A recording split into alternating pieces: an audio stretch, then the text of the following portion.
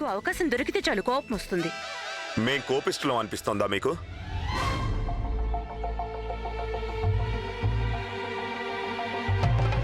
మీ ముక్కు మీద ఏంటది? ఏముంది చూడనివ్వండి. కోపం కూర్చుంది. చూసారా, మళ్ళీ కోపం వచ్చింది. మాకు కోపం రాలేదు.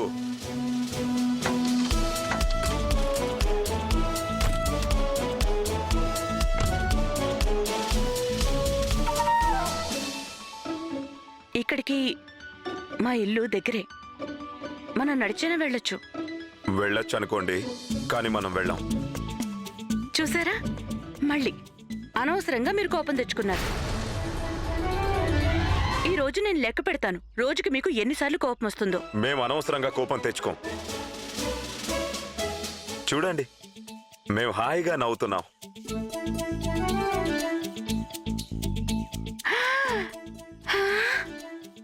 మీరు నిజంగా నవ్వుతున్నారు. ఇంత అబద్ధపు నవ్వుందే జీవితంలో నేనెప్పుడూ చూడలేదు. మాకెప్పుడు కోపం రాదు. వస్తుంది వస్తుంది వస్తుంది. చూస్తారుగా, మనం మా ఇంటికి వెళ్లేలోగా మాటి మాటికి మీ కోపం రావడం ఖాయం. పందెం వేసి మరీ చెప్పగలను, రోజంతా మీరు కోపంగానే ఉంటారు. చూసుకోండి. సరే, అయితే మీరు కూడా చూస్తారు కదా, మాకక్కడ కోపం రానే రాదు. చూద్దాంలేండి. చూస్తారులేండి.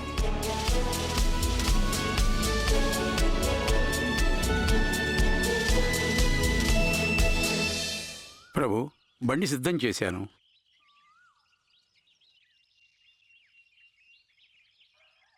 After you my queen. మళ్ళీ నన్ను ఆంగ్లంలో తిడుతున్నారు. ఇప్పుడు కోపం ఎవరికొచ్చింది?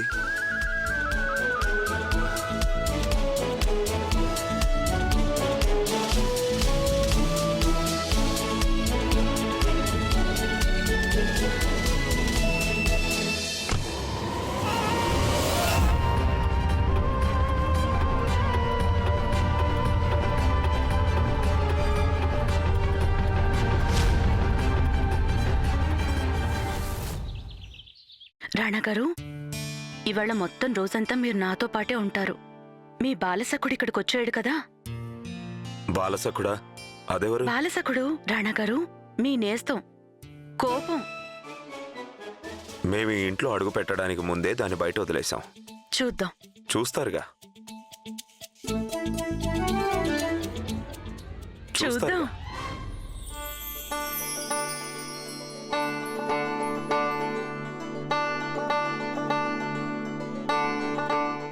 రాణగారు, రండి రండి. వారు మీకు రాణగారే కావచ్చులేండి, మాకు మాత్రం తమ్ముడు గారే. తల్లి తోడమ్మ. వారిని కూర్చోమని చెప్పవా?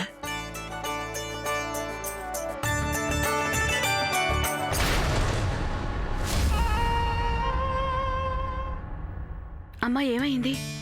సమస్య లేదు కదా? ముందు నువ్వు చెప్పు. నీకు అల్లుడు గారికి మధ్య గొడవలేం లేవు కదా గాయత్రి? అవునమ్మా, అంతా బాగానే ఉంది. వారే స్వయంగా నన్ను ఇక్కడికి తీసుకొచ్చారమ్మా. నువ్వనేదానివిగా అమ్మమ్మ చల్లగా చూస్తుందని. ఆ అమ్మమ్మ కృప వలన అంతా సర్దుకుంది. నేను సంతోషంగా ఉన్నానమ్మా. రాణగారు, పూజకి సిద్ధం కండి.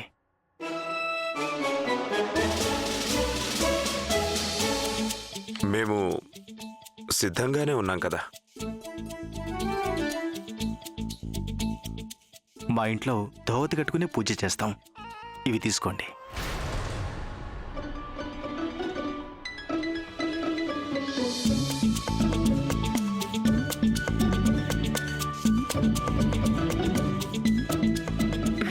నేను ఇప్పుడే వస్తానమ్మా.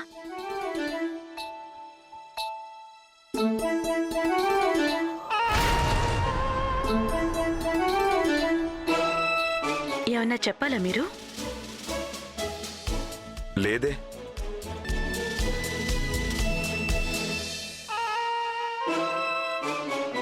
అలా ఏమైనా చెప్పాలనుంటే పదండి వదినా, పదండి.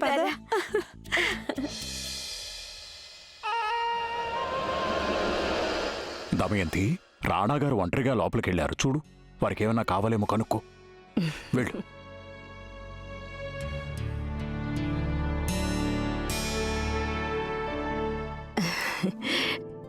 అది ఈ ధోతి ఎక్కడ? మీరు ఆ గదిలోకి వెళ్ళి కట్టుకోవచ్చు. ధన్యవాదాలు. ధన్యవాదాలు మీకు నేనే చెప్పాలి రాణగారు. మీరు గాయత్రిని స్వీకరించడమే కాదు, దాన్ని అర్థం చేసుకున్నారు కూడా. దానికేమీ తెలీదు వాళ్ళ నాన్నగారికి రాజమాతకి మధ్య ఏం లావాదేవీలున్నాయో. గాయత్రి ఒక వ్యాపారి బిడ్డే అయినప్పటికీ దానికి వ్యాపారం తెలీదండి. మా గాయత్రికి బంధుత్వాలు కలుపుకోవడమే తెలుసు. ఒకవేళ ఈ బంధం చెడిపోయిందంటే పాపం అదేమై ఉండేదో తెలీదు. మీరు కేవలం ఈ బంధాన్ని నిలబెట్టడమే కాదు, మీరు మా గాయత్రి జీవితాన్ని నిలబెట్టారు రాణగారు. ధన్యవాదాలు.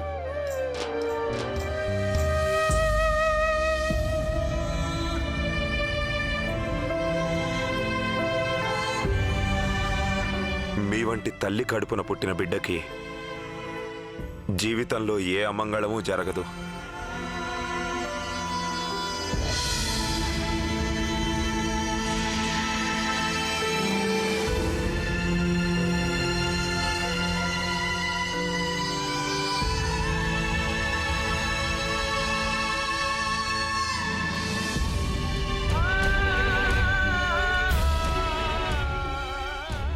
వాస్తవం మా కళ్ళ ముందే ఉన్నప్పటికీ మేం దాన్ని చూడ్డానికి, మీ మనసు తెలుసుకోవడానికి ప్రయత్నించలేదు రాణి గాయత్రి. మేం మీపై దౌర్జన్యం చేశాం. I am sorry. ఇకపై అలాంటిది జరగదు.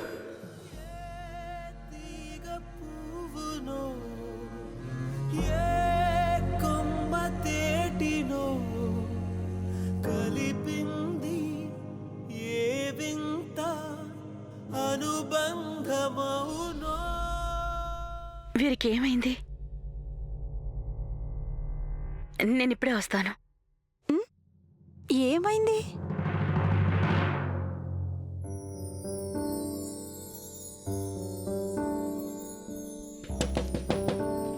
ఏమండి, తలుపు తెరవండి.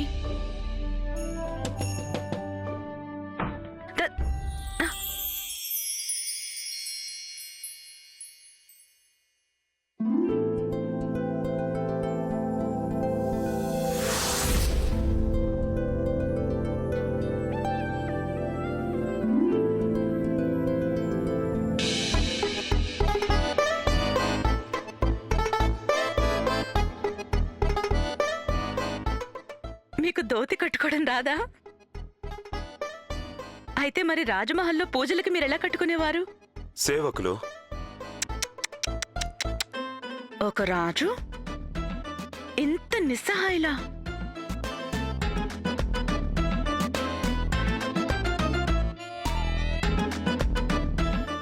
బాలసకుడు మీ కోపం వస్తున్నాడు కదూ, గుమ్మం దాకా వచ్చేసాడు.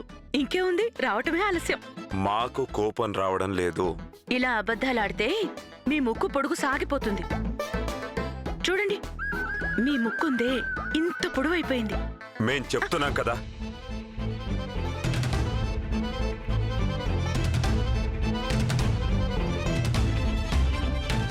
మాకు కోపం అసలు రావడం లేదు. మీకసలు ధోతి కట్టుకోవడమే తెలీదు. మీరు నన్ను ఎలా ఆట పట్టిస్తున్నారంటే ఏదో మీకు ధోతి కట్టడం వచ్చినట్టు. వెళ్ళండి ఇక్కడి నుంచి, మేమే స్వయంగా కట్టుకుంటాం.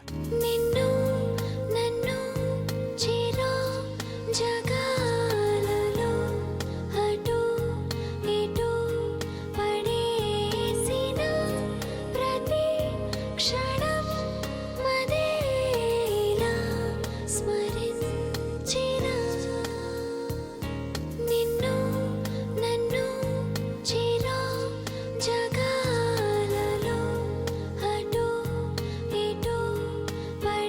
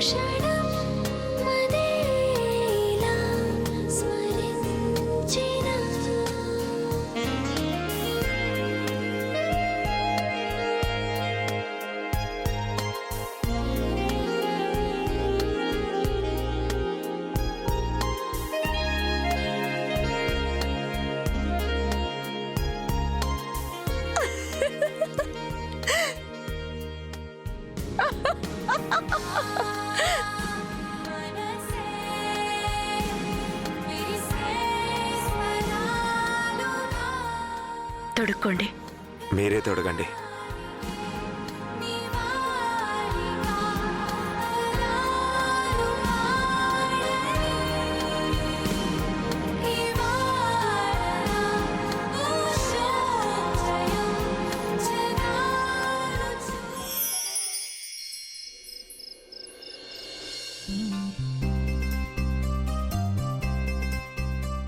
రండి బాబు గారు.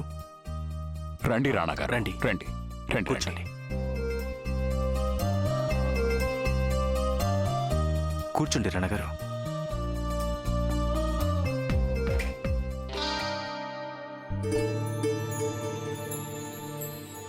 రాణాగారు, మీకు కింద కూర్చోవడం సమస్య అయితే కుర్చీ బల్లా తెప్పించమంటారా?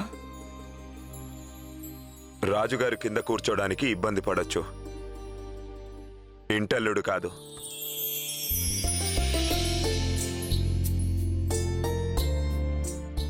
మీరు రండి. హా.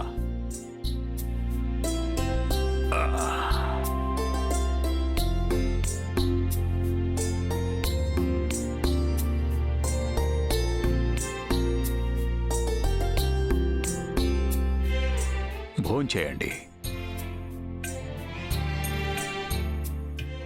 రాణి గాయత్రి, మీరు కూర్చోరా. తమ్ముడు గారు, గాయత్రి లేకుండా ఒక్క ముద్ద కూడా తినలేరా?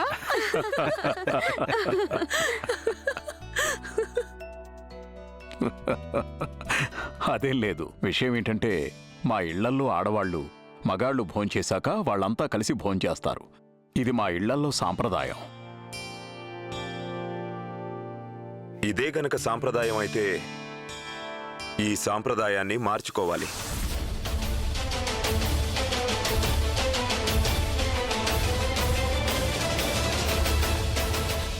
అయ్యో రామా, వచ్చేశాడు బాలసకుడు. రాణాగారు, ఇంత చిన్న విషయం గురించి కోపం తెచ్చుకోకూడదు. నన్ను క్షమించండి సేట్ గారు. మీరు మీ అమ్మాయికి సంస్కారం నేర్పించారు, చదివించారు. ఎందుకని?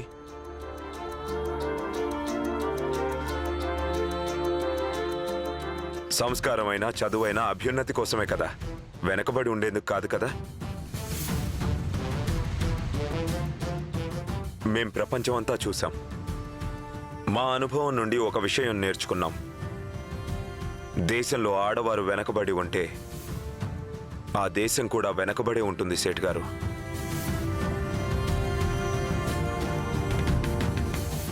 మీరు నిజమే చెప్తున్నారు రాణాగారు. నేను ద్వంద్వ ప్రవృత్తిలో ఉన్నాను. చిట్టి తల్లి, దమయంతి, వచ్చి కూర్చోండి. మనందరం కలిసే భోంచేద్దాం. మీరు రండి. రండి రండి. కూర్చో. హా.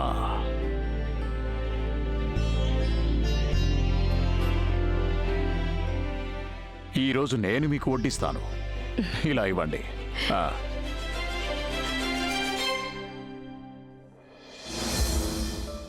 ఏమైంది?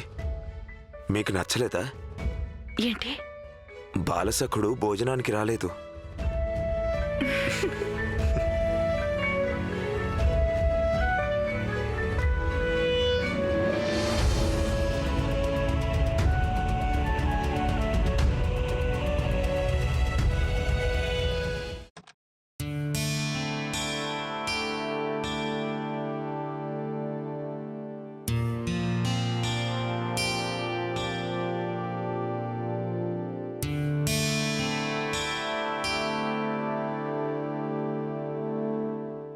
మీరేం చేస్తున్నట్టో?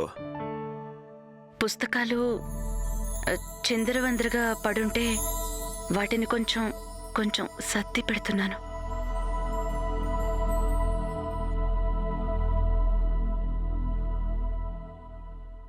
చాలా పొద్దుపోయింది. అయితే చీకటి పడింది. అయితే తమ తమ గదుల్లోకి అందరూ వెళ్ళిపోయారు.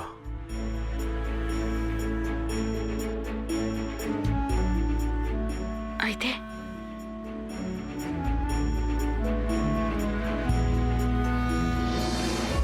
అంటే పందెంలో మేము గెలిచాం.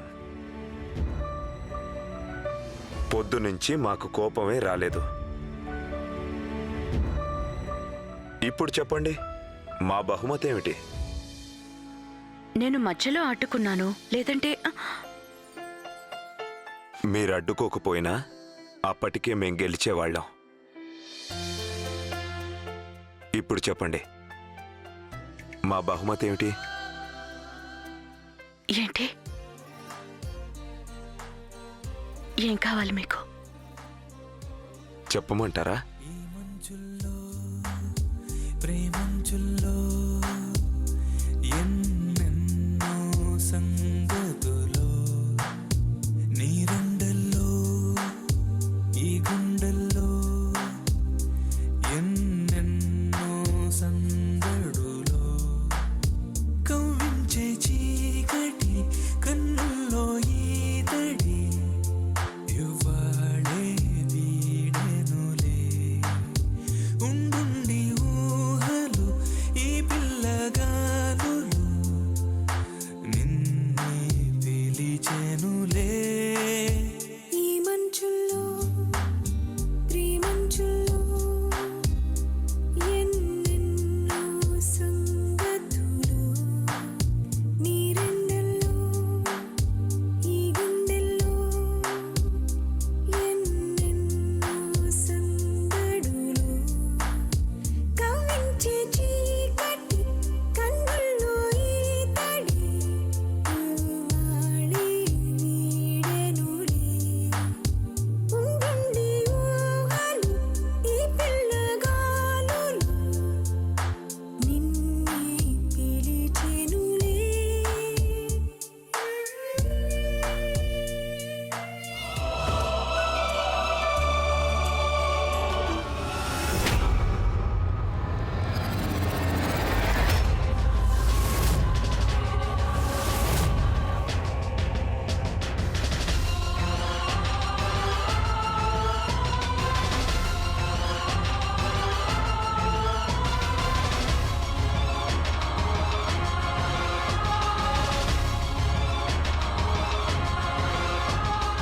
ఈ గాజులు సులక్షణకి ఎంతో ప్రియమైనవి. ఈ రవ్వల గాజుతో బహుశా మా అనుబంధం ఇక్కడి వరకేనేమో. ఇదిప్పుడు మిమ్మల్ని ఎంచుకుంది. నేటి నుంచి ఇది మీ సొంతం.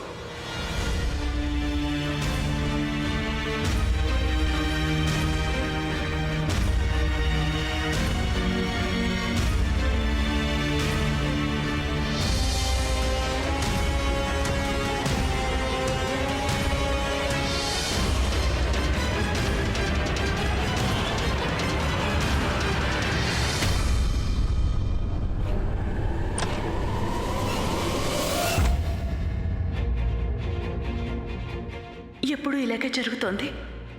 వారు నాకు దగ్గరవుతుంటే అప్పుడే వారికి గత స్మృతులు గుర్తుకొస్తాయి. రాణి సులక్షణ పట్ల వారి ప్రేమ మా ఇద్దరికి అడ్డుకోడవుతుంది. దుర్గమ్మ తల్లి, అసలు నా భర్త ఎప్పటికీ నా వారు కారా?